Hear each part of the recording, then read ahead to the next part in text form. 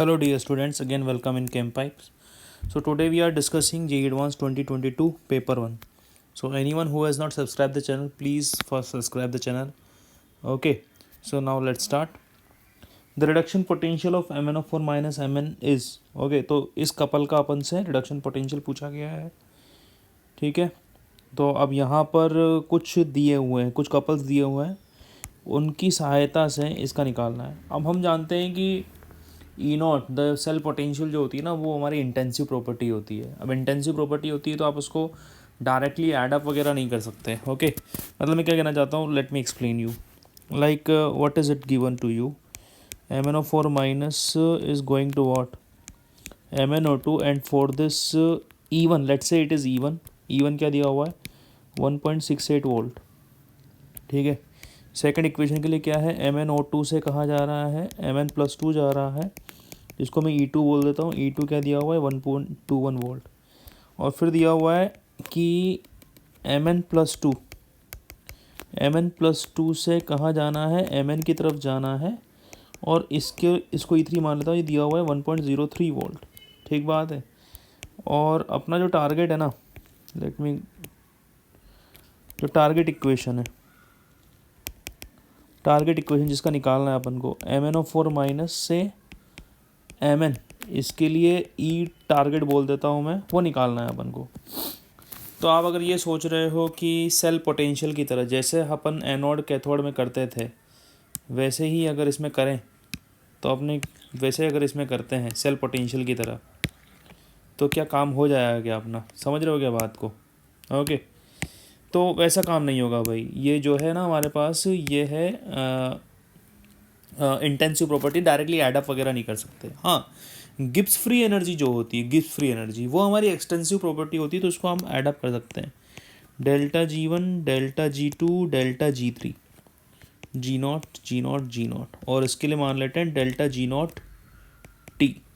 Clear और not? Okay, तो delta G0 जो होता है ना बेटा, डेल्टा G0 होता है हमारे पास -NF सेल।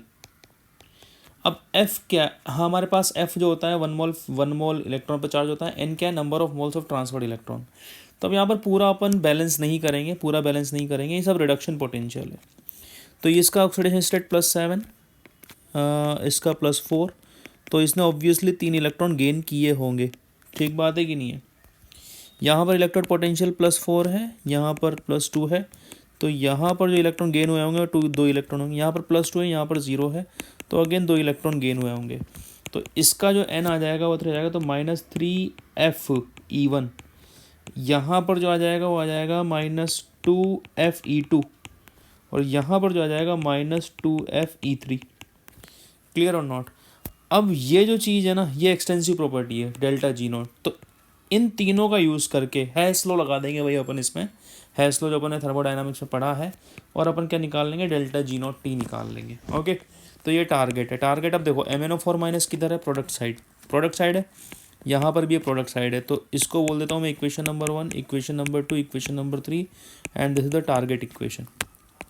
तो हम टारगेट इक्वेशन कैसे प्राप्त कर सकते हैं, मैं वो आपको बता रहा हूँ। ओके, अब यहाँ पर देखो है क्या सीन, देखना ध्यान से कि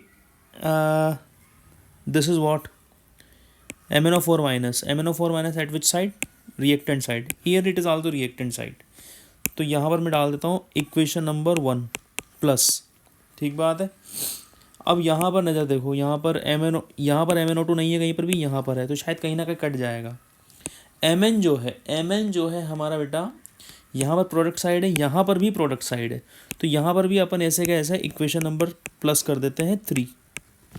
ओके, अब हमें देखो, अरे ये तो बहुत इजी आ गया। अब देखो यहाँ पर क्या हो रहा है कि MnO2 एक्स्ट्रा आ रहा है इक्वेशन नंबर 1 ऐड करने पर, और यहाँ पर Mn+2 एक्स्ट्रा आ रहा है इक्वेशन नंबर ऐड करने पर।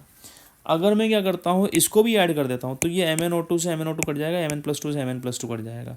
मतलब मैं इनको अगर तीनों को ऐसे का ऐसा ऐड कर दूँ तो ये निकल लेगा हमारे पास है, और MnO4 माइनस 2 Mn हमारा आंसर आ जाएगा। तो यहाँ पर इक्वेशन नंबर 2 भी मैं कर देता हूँ। क्लियर और नॉट? तो मैं क्या बोलूँगा, delta G0T equals to what, delta G01 plus delta G02 plus delta G03। Clear और नॉट? अब यहाँ पर n कितना है, देखो this is what +7 and this is 0, तो यहाँ पर +7 इलेक्ट्रॉन आने वाले हैं, तो यहाँ आएगा -7 FeT, जो कि हमें निकालना है ET, तो -7 FeT equals to -3 FE1 plus, जो कि माइनस हो ही जाएगा, -2 FE2 अगेन प्लस, जो कि अगेन माइनस हो जाएगा, -2 FE3। बेटा F से F कट जाएगा, -7 ET। अब देखो E1 की वैल्यू क्या है, -3 1.68, E2 की वैल्यू क्या है 1.21, -2 F कट ही जा रहा है, -1.03। तो हमारे पास यहाँ से सॉल्व करने पे जब आप ET निकालोगे, मतलब जो दिया हुआ है उसका निकालोगे टारगेट, तो ये आने वाला है आपके पास 0.77 volt. Okay, so this is the answer for this question. Easy question था, लेकिन हाँ लेंदी क्वेश्चन था थोड़ा सा। ओके, और डेटा भी इतना, मतलब देखो अब ये डायरेक्ट ज़्यादा दिमाग नहीं लगाना था, डायरेक्ट ऐड करो आंसर पाओ, ऐसा वाला सीन था। Okay, so this is the cell potential of the given cell of this couple, तो here it will be 0.77। Clear? So this is from my side. This is a complete solution of this question. Hope you like it, and if you do, then please subscribe the channel. Keep watching Campipe. Thank you.